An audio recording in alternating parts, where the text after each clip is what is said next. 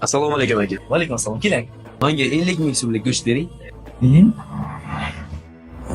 Shunaqa ham past bo'ladimi?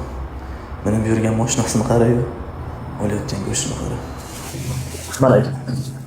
Rahmat. Mana bu. Sog' bo'ling, kelib turing. Akajon, bir iltimos bor. Mayli. Mana bu pulni olib qo'ying. Nimaga?